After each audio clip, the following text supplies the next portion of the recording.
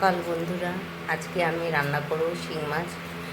কালকে আমি আড়ত দিয়ে শিং মাছ এনেছিলাম, শিং মাছগুলো 3টে মরে গেছে।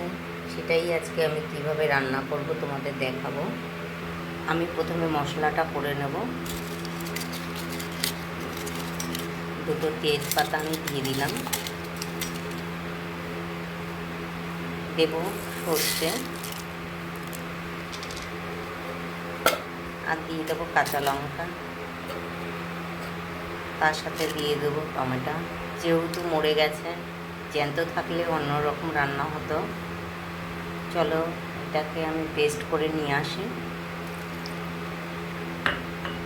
মাছটা আমি হলুদ লবণ দিয়ে মাখিয়ে নিচ্ছি।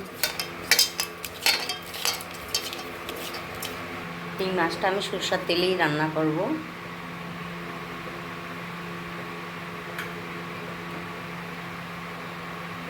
মাছটা আমি ছেড়ে দেবো।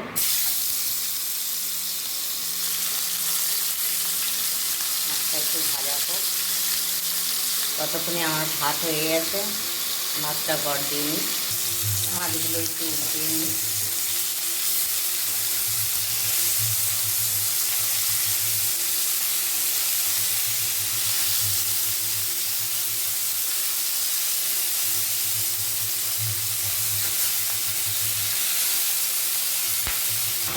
বাটাটার মধ্যে আমি লবণ,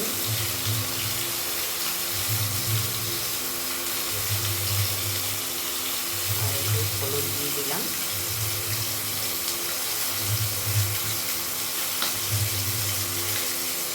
বাটাটা একটু দিয়ে দিয়েছিলাম।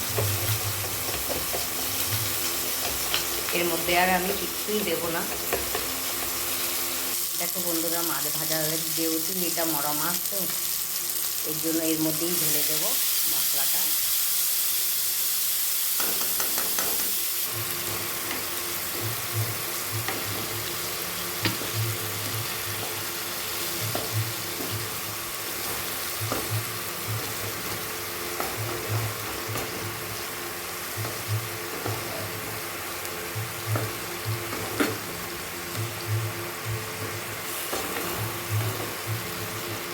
আর এর মধ্যে আমি কিছুই দিলাম না। এটা যেরকম তেল কই রান্না হয় সেরকমই হবে। আর বললাম তো, যেহেতু এটা মরে গেছে, আমি আমার নাতিকেও খাওয়াতে পারবো না। নাতির জন্যই আমার আনা শিং মাছ। যে দেখতে পাচ্ছ, সামান্য একটু জল দিয়ে দেবো এর উপর দিয়ে। এবার আমি ঢেকে দেব। এবার আমি ঢাকনাটা খুলে দেব।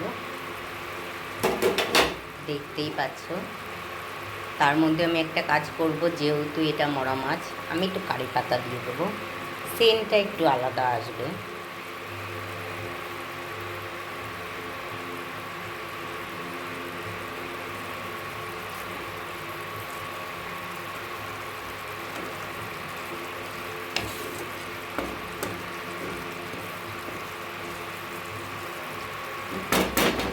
2 মিনিটের জন্য আবার ঢেকে দেব। 2 মিনিট পরে চলে আসলাম।